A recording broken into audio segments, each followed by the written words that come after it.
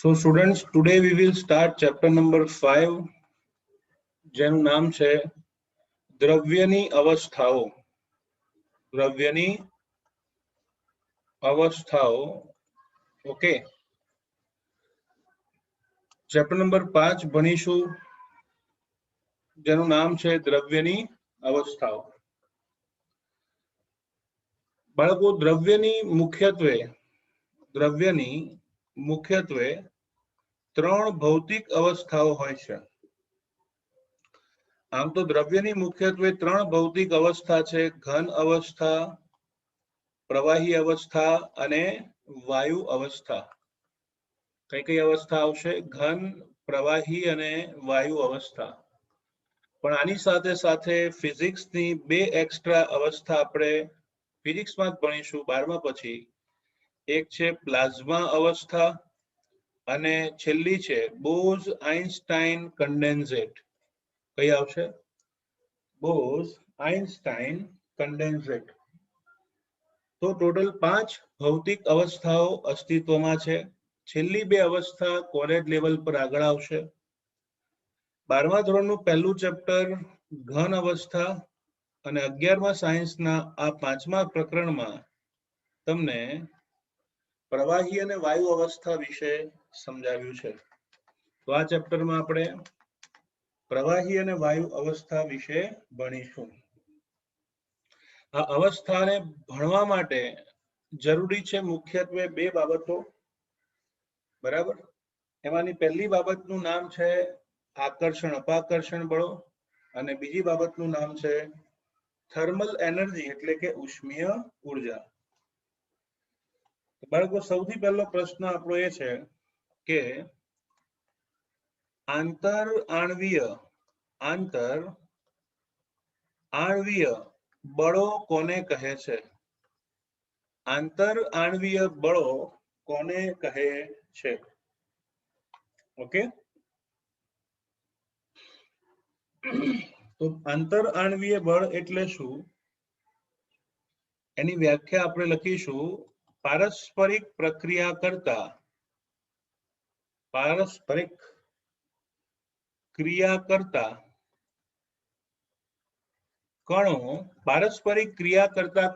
કણો તરીકે હોઈ શકે પરમાણુ અથવા તો અણુઓ. તો પારસ્પરિક ક્રિયા કરતા કણો, એમની વચ્ચે બે પ્રકારના બળ લાગે છે. એક આકર્ષણ બળ, ઓકે, અને બીજું અપાકર્ષણ બળ. એક આકર્ષણ બળ અને બીજું અપાકર્ષણ બળ. તો આકર્ષણ અને અપાકર્ષણ બળો એ બેઉની વચ્ચે લાગતા હોય છે. તો આ બળોને આંતરઆણ્વીય બળો કહેવામાં આવે છે. આ બળોને આંતરઆણ્વીય બળો કહે છે. તો પારસ્પરિક ક્રિયા કરતા કણો એટલે કે પરમાણુ અથવા તો અણુઓ, એની વચ્ચે લાગતા આકર્ષણ અને અપાકર્ષણ વાળા બળો એને આંતરઆણ્વીય બળ તરીકે ઓળખવામાં આવે છે. આ આકર્ષણ અને અપાકર્ષણ બળો એ કુલંબિક બળો જેવા નથી. તમને યાદ હશે, કુલંબિક બળને ફિઝિક્સમાં તમે એવું કહો છો સ્થિર વિદ્યુતીય બળ. સ્થિર વિદ્યુતીય બળ. જ્યારે ધન અને ઋણ વીજભાર વચ્ચે પ્રબળ આકર્ષણ લાગે તો એને સ્થિર વિદ્યુતીય બળ કહેવાય. તો આ બળો સ્થિર વિદ્યુતીય બળો નથી. એટલું જ નહીં, આ બળો એ સહસંયોજક બળો પણ નથી. કારણ કે સહસંયોજક બળ તો બાળકો બે તત્વો એકબીજા સાથે ઇલેક્ટ્રોનની ભાગીદારીથી જોડાય ત્યારે જોવા મળે, પણ આ પ્રકારના બળ પણ નથી. તો આંતરઆણ્વીય બળ એટલે પારસ્પરિક ક્રિયા કરતા પરમાણુ કે અણુઓ વચ્ચે લાગતા આકર્ષણ અને અપાકર્ષણ બળો એને કહેવામાં આવે છે. આ બળો વિરુદ્ધ વીજભાર વચ્ચે લાગતા કુલંબિક બળ એટલે કે સ્થિર વિદ્યુતીય બળ નથી. આ બળો ઇલેક્ટ્રોનની ભાગીદારીથી રચાતા સહસંયોજક બળો પણ નથી, પણ અલગ જ પ્રકારના વિશેષ પ્રકારના આ બળો છે. ઓકે, આંતરઆણ્વીય આકર્ષણ બળ તમને ખ્યાલ છે. આંતરઆણ્વીય આકર્ષણ બળ એના બે પ્રકાર છે, આકર્ષણ અને અપાકર્ષણ. એના આકર્ષણ બળ એને બીજું એક નામ આપવામાં આવે છે વાન ડર વાલ્સ બળ. આંતરાણવીય બળ એમાં બે પ્રકાર હોય, આકર્ષણ અપાકર્ષણ. ફરીથી, આંતરાણવીય બળ એમાં બે પ્રકાર હોય, આકર્ષણ અને અપાકર્ષણ. તો બાળકો, આંતરાણવીય બળના આકર્ષણ બળની સૌ પ્રથમ રજૂઆત વૈજ્ઞાનિક વાન ડર વાલ્સે કરી હતી. વાન ડર વાલ્સ. અને એટલા જ માટે આવા આકર્ષણ બળને વાન ડર વાલ્સ બળ તરીકે ઓળખવામાં આવે છે. ઓકે, તો બાળકો બહુ સિમ્પલ વાત છે કે આંતરાણવીય બળના આકર્ષણ બળની રજૂઆત વૈજ્ઞાનિક વાન ડર વાલ્સે કરી હોવાથી આ બળને વાન ડર વાલ્સ બળ તરીકે ઓળખવામાં આવે છે. આ બળ એટલે કે વાન ડર વાલ્સ બળ વાયુની આદર્શ વર્તણૂકથી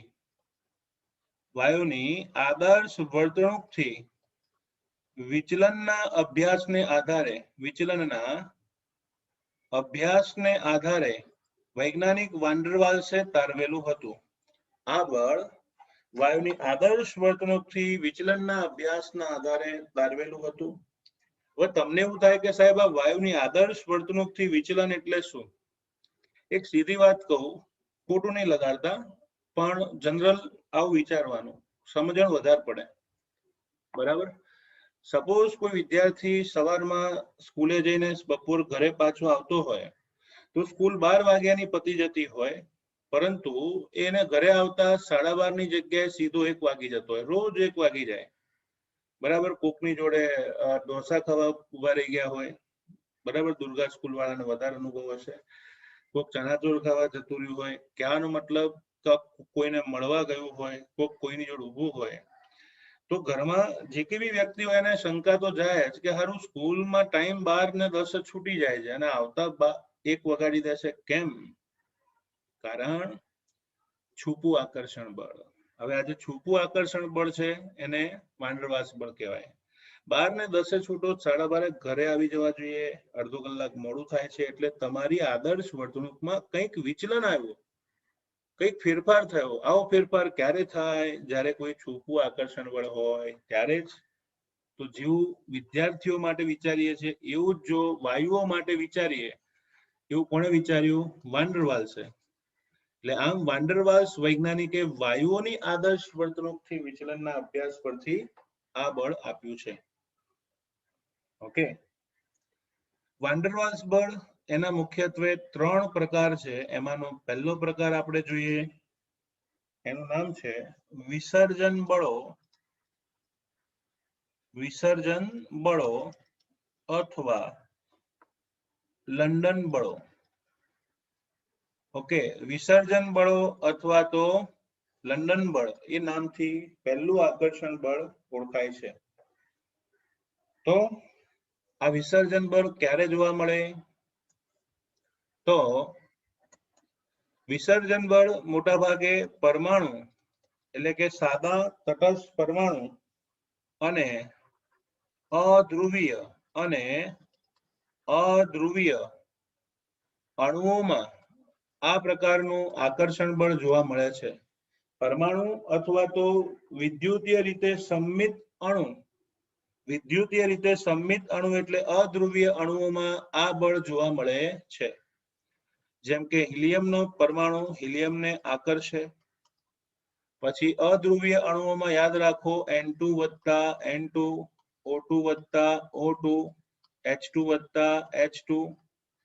તો તટસ્થ પરમાણુ અથવા તો વિદ્યુતીય રીતે સમમિતીય અધ્રુવીય અણુઓમાં આ આકર્ષણ બળ જોવા મળે છે. કઈ રીતે જોવા મળે એને ઉદાહરણ દ્વારા સમજવા પ્રયત્ન કરો.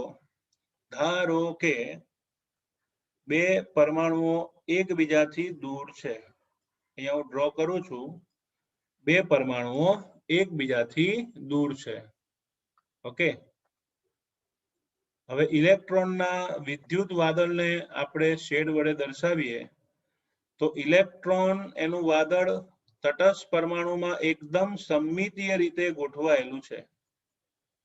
ઓકે, તમે જોઈ શકો છો કે ઇલેક્ટ્રોનનું વાદળ સમમિતીય રીતે ગોઠવાયેલું છે. You can see symmetrical cloud.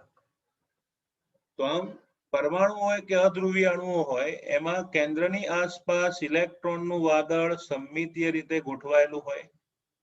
તમે જોઈ શકો છો દરેક જગ્યાએ ઇલેક્ટ્રોનની ઘનતા સરખી છે.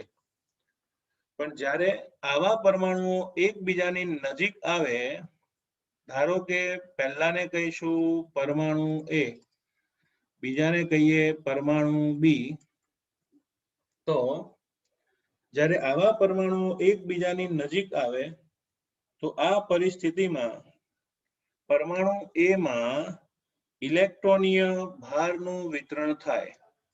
ઇલેક્ટ્રોનીય ભારનું વિતરણ થાય. વિતરણ થાય એટલે કે વિસર્જન થાય. કઈ રીતે?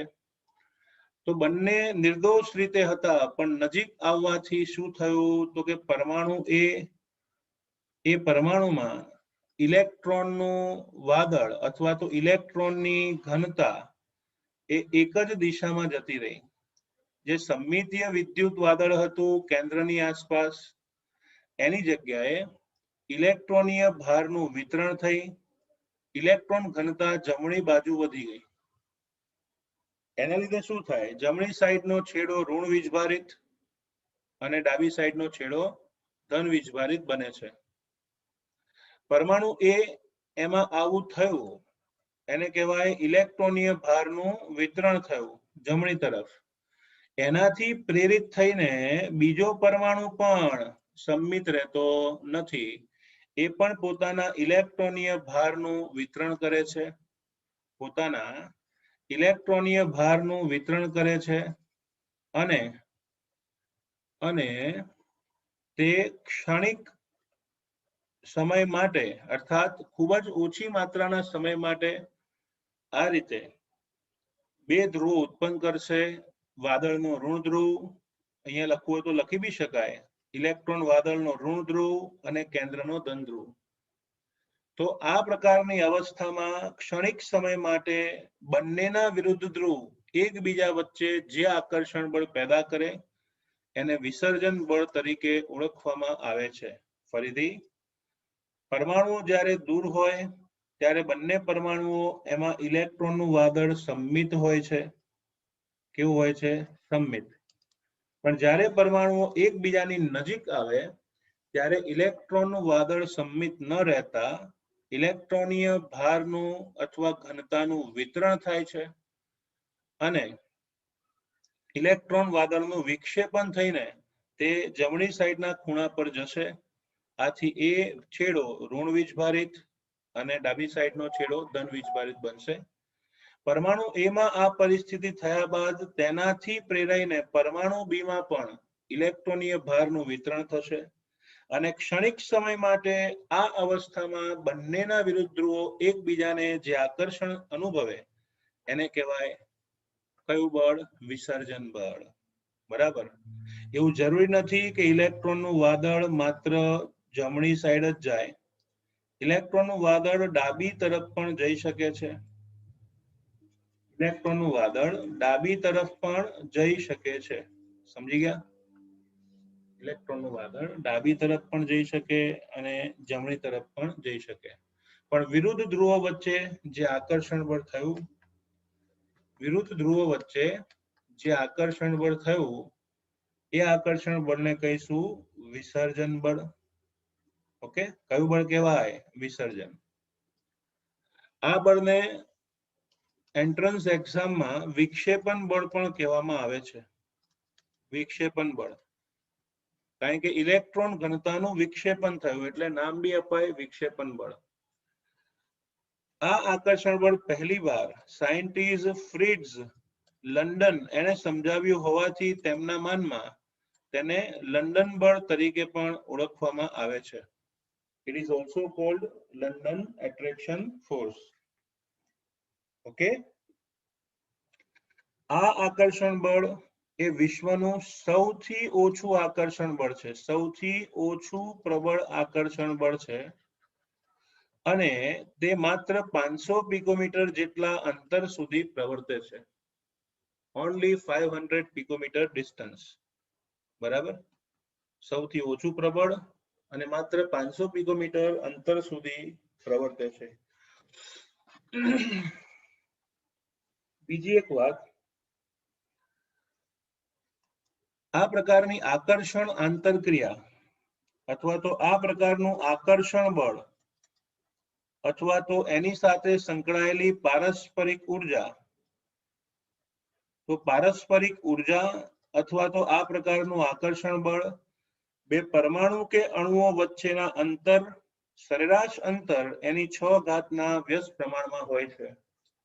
The force of attraction or the energy of interaction, force of attraction or the energy of interaction is directly proportional to 1 upon r raised to 6. Okay, 1 upon r raised to 6. બેવની વચ્ચેના અંતરના 6 ઘાતના વ્યસ્ત પ્રમાણમાં હોય છે. આ થયું વિસર્જન બળ, જેને લંડન બળ તરીકે પણ આપણે ઓળખીશું. કેટલી માત્રામાં આકર્ષણ બળ હશે તેનો આધાર અણુની ધ્રુવી ભવનીયતા પર રહેલો છે. જેટલું વધુ આકર્ષક અણુ, જેટલું વધારે ધ્રુવીભવન થાય એટલું વધારે આકર્ષણ બળ એકબીજા પ્રત્યે જોવા મળે છે. એટલે યાદ રાખજો, આકર્ષણ બળની માત્રા કણની ધ્રુવી ભવનીયતા પર રહેલો છે. કણની ધ્રુવી ભવનીયતા પર રહેલો છે. બરાબર, તો first type of van der Waals force એને કીધું આપણે વિસર્જન બળો. બરાબર, ત્યાર પછી બીજો પ્રકાર છે એને કહીશું દ્વિધ્રુવીય અને દ્વિધ્રુવીય પ્રકારનું આકર્ષણ બળ, ડાયપોલ ડાયપોલ એટ્રેક્શન ફોર્સ. દ્વિધ્રુવીય આકર્ષણ બળ, આ પ્રકારનું આકર્ષણ બળ કાયમી દ્વિધ્રુવો ધરાવતા અણુઓ વચ્ચે જોવા મળે છે. It is only present for permanent dipole containing molecule. દ્વિધ્રુવો, જેમ કે ચલો HCl માં ધ્રુવીયતા છે તો HCl ને આકર્ષે, એમોનિયાને આકર્ષે, ઓકે, પાણી ને આકર્ષે. કહેવાનો મતલબ કાયમી દ્વિધ્રુવો ધરાવતા અણુઓ વચ્ચે દ્વિધ્રુવીય આકર્ષણ બળ જોવા મળે છે. ઓકે,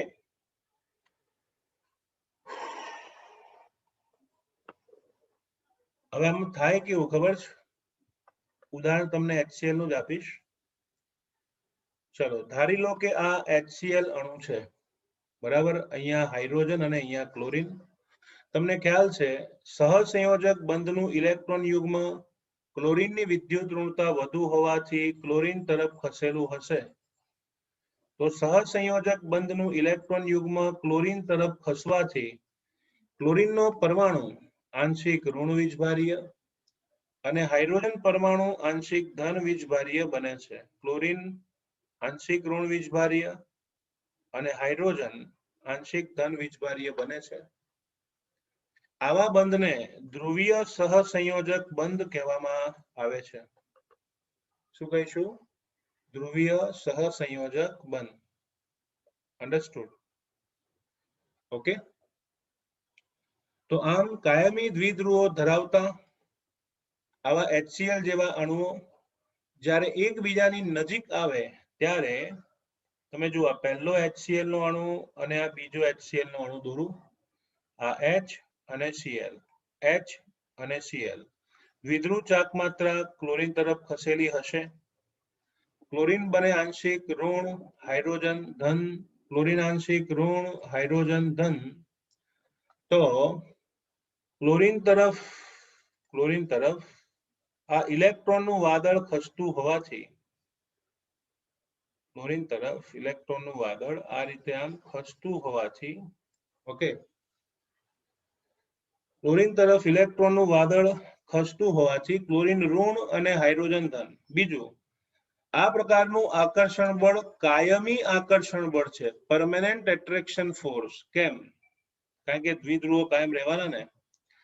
તો આ દ્વિધ્રુવીય અણુઓ જ્યારે એકબીજાની નજીકમાં આવે ત્યારે વિરુદ્ધ ધ્રુવો એકબીજા પ્રત્યે જે આકર્ષણ બળ લગાવે એને દ્વિધ્રુવીય આકર્ષણ બળ કહેવામાં આવે છે. કેમ દ્વિધ્રુવીય કીધું? કારણ કે પહેલા અણુમાં 2 ધ્રુવો છે, બીજામાં પણ ધ્રુવો છે જ, એટલે નામ આપ્યું દ્વિધ્રુવીય આકર્ષણ બળ. આમાં ખાસ યાદ રાખજો, અહીંયા ડેલ્ટા જે લખ્યો છે ને એ આંશિક ભાર દર્શાવે છે. આંશિક રીતે ઇલેક્ટ્રોન સામેના પરમાણુ તરફ ખસ્યા છે એ દર્શાવે છે. બાકી એનું મૂલ્ય એકમ ઋણ વીજભાર અથવા તો એકમ ઇલેક્ટ્રોનીય ભાર એના કરતા ઘણો ઓછો છે. એના કરતા ઘણું ઓછું છે. તો અહીંયા જે આંશિક ડેલ્ટા સંજ્ઞા વાપરવામાં આવે છે એનું મૂલ્ય એકમ ઇલેક્ટ્રોનીય ભાર કરતા ઘણું એટલે કે ઘણું બધું ઓછું જોવા મળે છે. Okay, understood? બીજી એક વાત, આ જે દ્વિધ્રુવીય આકર્ષણ બળ છે, જો અણુઓ ઘન અવસ્થામાં હોય ને તો બંને અણુઓ સ્થાયી હોય, સ્થાનાંતરિત ના હોય. તો ઘન અવસ્થામાં અણુઓ સ્થાયી હોવાથી તેમની વચ્ચે લાગતું આકર્ષણ બળ અથવા તેની વચ્ચે લાગતી પારસ્પરિક ક્રિયાની ઉર્જા એ તેમની વચ્ચેના અંતરના ઘનના વ્યસ્ત પ્રમાણમાં હોય છે. તો બે અણુઓ જો આ આકર્ષણ બળથી જોડાય તો તેમની વચ્ચેનું આકર્ષણ બળ અથવા તો પારસ્પરિક ઉર્જા સરેરાશ અંતરના 3 વ્યસ્ત પ્રમાણમાં હોય છે. સરેરાશ અંતર એના 3 વ્યસ્ત પ્રમાણમાં હોય છે. પણ જો તેઓ પ્રવાહી અથવા તો વાયુ ભૌતિક સ્થિતિમાં હોય, એટલે એકબીજાથી સ્થાનાંતર પામી શકે તેવી અવસ્થામાં હોય તો અણુઓ ગતિમાં રહેવાથી આ આકર્ષણ બળ અથવા પારસ્પરિક ઉર્જા તેમની વચ્ચેના સરેરાશ અંતરના 6 વ્યસ્ત પ્રમાણમાં હોય છે. ઓકે, સમજી ગયા?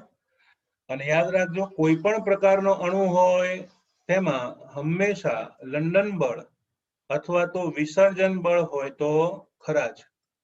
તો આમ કોઈ બી પ્રકારનું આકર્ષણ બળ લાગતું હોય પણ ये तो होना ही था, આ બળ તો જોવા મળે.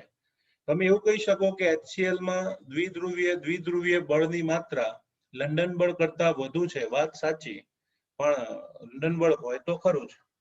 એટલે આમ આવા અણુઓ બંને બળોની સંયુક્ત અસર હેઠળ રહેલા હોય છે. આવા અણુઓ એ બંને બળની સંયુક્ત અસર હેઠળ જોવા મળે છે. તો આ બળને કહીશું દ્વિધ્રુવીય આકર્ષણ બળ. ઓકે, ચલો ત્યારબાદ આગળ વધીએ છીએ રેફરન્સ પોઈન્ટ નંબર 3, ત્રીજો પ્રકાર. એનું નામ છે પ્રેરિત દ્વિધ્રુવીય આકર્ષણ બળ. પ્રેરિત દ્વિધ્રુવીય આકર્ષણ બળ. ઓકે, તો પ્રેરિત દ્વિધ્રુવીય આકર્ષણ બળ, આ પ્રકારનું આકર્ષણ બળ એ બળકો કાયમી દ્વિધ્રુવો ધરાવતા અણુ, આ પ્રકારનું આકર્ષણ બળ કાયમી દ્વિધ્રુવો ધરાવતા અણુ અને પરમાણુ અથવા તો અધ્રુવીય અણુ એની વચ્ચે જોવા મળે છે. આ પ્રકારનું આકર્ષણ બળ કાયમી દ્વિધ્રુવો ધરાવતા અણુઓ અને પરમાણુ અથવા અધ્રુવીય અણુમાં જોવા મળે છે. એક્ઝામ્પલ તરીકે લઉં તો તમને ખબર છે HCl ધ્રુવીય છે, તો એમાં અધ્રુવીય અણુ હાઇડ્રોજન લો, એમાં અધ્રુવીય અણુ Cl2 લો, એમાં અધ્રુવીય પરમાણુ હિલિયમ લો. ચલો, એમોનિયા ધ્રુવીય અણુ છે તો એની સાથે નટુ કાકા, પછી હાઇડ્રોજન H2 અથવા હિલિયમ જેવો પરમાણુ લો. ટૂંકમાં કાયમી દ્વિધ્રુવો હોય, સમજી લેજો, કાયમી દ્વિધ્રુવો હોય એક અણુ એવો લેવાનો અને એની જોડે અધ્રુવીય અણુ જેવા કે ઓક્સિજન, નાઇટ્રોજન, હાઇડ્રોજન અથવા તો પરમાણુ હિલિયમ, નિયોન જેવા પરમાણુ લો તો આ આકર્ષણ બળ જોવા મળે છે. સમજી ગયા? આ આકર્ષણ બળ જોવા મળે છે. હવે આ આકર્ષણ બળ લાગે કઈ રીતે એની વાત કરીએ તો બાળકો એક કાયમી દ્વિધ્રુવો ધરાવતો અણુ હોય જેમ કે HCl હોય, એમોનિયા હોય કે પાણી, એમાં કાયમી દ્વિધ્રુવો હોવા જોઈએ એ ડેલ્ટા પ્લસ અને બી ડેલ્ટા માઇનસ કાયમી દ્વિધ્રુવો હોવા જોઈએ. બરાબર? તો તમે જોઈ શકો છો એબી દ્વિધ્રુવીય અણુ છે, પરમેનન્ટ ડાયપોલ છે, અર્થાત કાયમી દ્વિધ્રુવો આવેલા છે. જ્યારે આવા કાયમી દ્વિધ્રુવીય અણુઓ એ તટસ્થ અણુના સંપર્કમાં આવે, કાયમી દ્વિધ્રુવીય અણુ એ તટસ્થ અણુના સંપર્કમાં આવે, તમે જુઓ આ અણુ કેવો છે? તટસ્થ. તો કાયમી દ્વિધ્રુવીય અણુ તટસ્થ અણુના સંપર્કમાં આવે તો આ કાયમી દ્વિધ્રુવ હતો ને એનાથી આકર્ષાઈને કાયમી દ્વિધ્રુવીય અણુઓ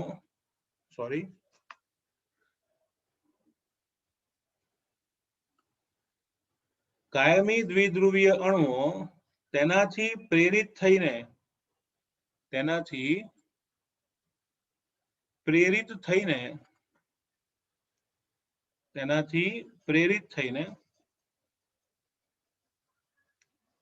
કાયમી દ્વિધ્રુવીય અણુઓ હતા તેનાથી પ્રેરિત થઈને જે નિર્દોષ સીધો સાધો સમમિતીય ઇલેક્ટ્રોન વાદળ ધરાવતો જે અણુ હતો એમાં પણ ઇલેક્ટ્રોન વીજભારનું વિતરણ થાય અર્થાત ઇલેક્ટ્રોન ઘનતા વિતરિત થશે. એમાં પણ ધ્રુવો ઉત્પન્ન થાય, બધા જ ઇલેક્ટ્રોન એ જમણી બાજુ શિફ્ટ થઈ જાય એટલે ઇલેક્ટ્રોનનું વાદળ જમણી તરફ ખસે અને એને ઋણ વીજભારિત બનાવે અને ડાબી તરફ કેન્દ્ર હોવાથી ધન વીજભારિત થાય. તો આમ ઇલેક્ટ્રોન વાદળ એની ઘનતાનું વિક્ષેપન કે વિસર્જન થશે અને ક્ષણિક સમય માટે પરમેનન્ટ નહીં, ક્ષણિક સમય માટે આ બંને વચ્ચે જે આકર્ષણ બળ આવે એને કહેવાય દ્વિધ્રુવીય પ્રેરિત દ્વિધ્રુવીય આકર્ષણ બળ. આ પ્રકારનું આકર્ષણ બળ ક્ષણિક છે. એની સાથે સાથે આ આકર્ષણ બળ અને એની સાથે સંકળાયેલી પારસ્પરિક ઉર્જા બંને કણો વચ્ચેના અંતરના 6 ઘાતના વ્યસ્ત પ્રમાણમાં હોય છે. Force of attraction and energy of interaction.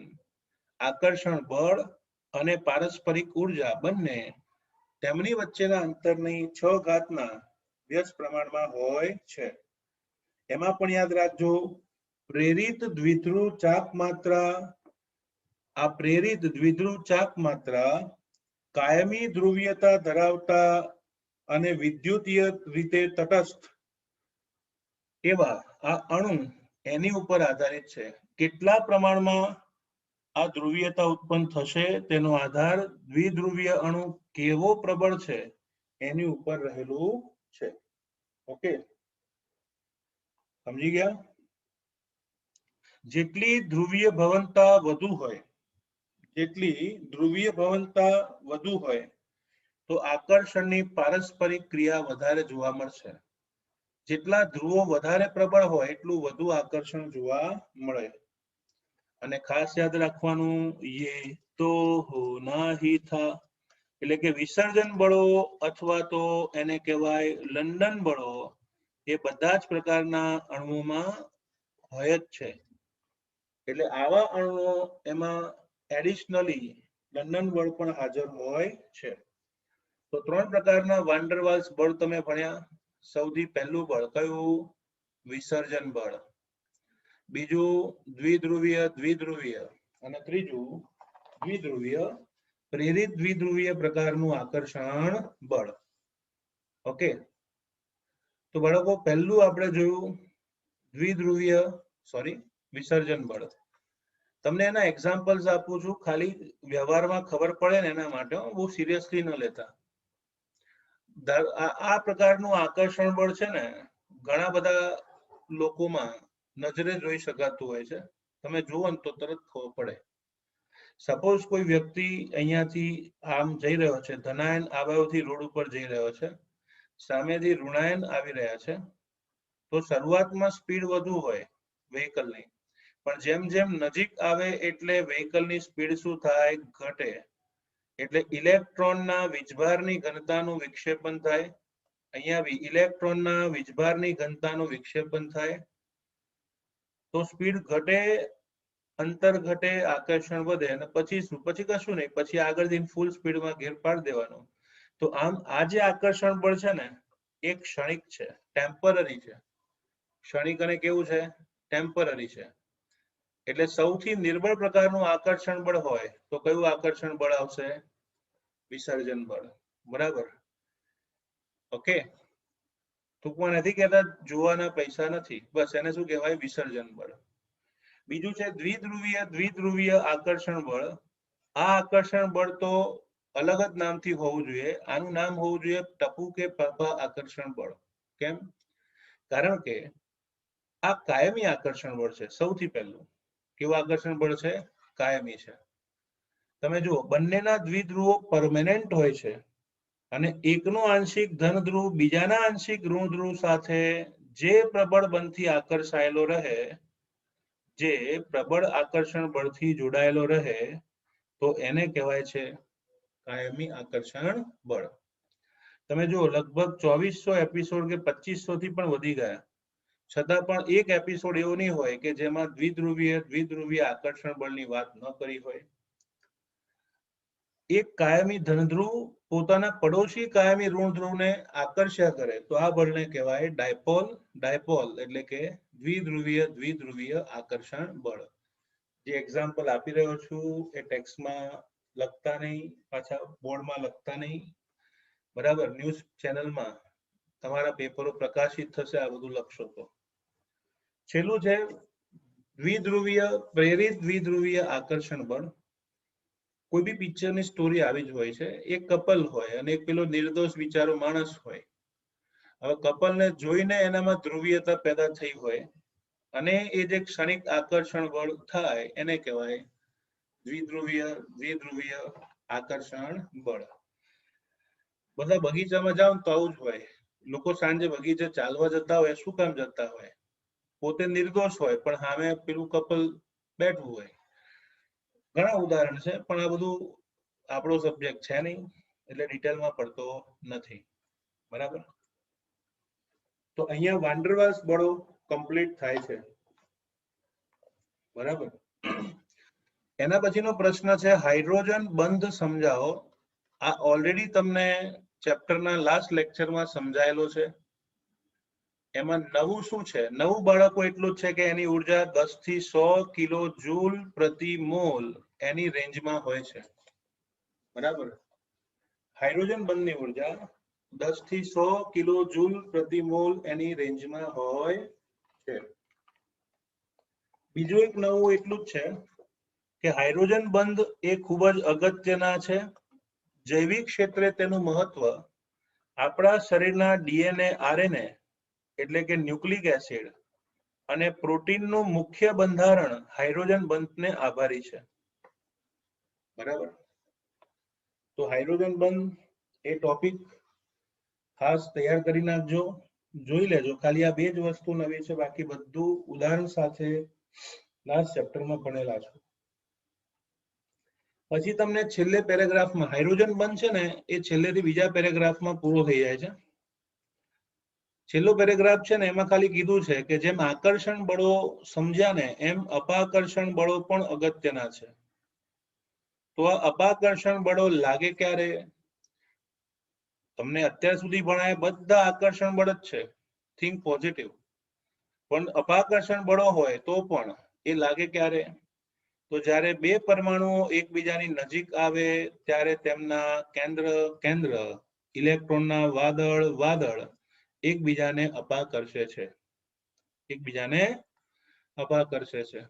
તો આમ બે કેન્દ્ર વચ્ચેના અપાકર્ષણ, વાદળ વચ્ચેના અપાકર્ષણના લીધે અપાકર્ષણ બળો કાર્યરત હોય છે.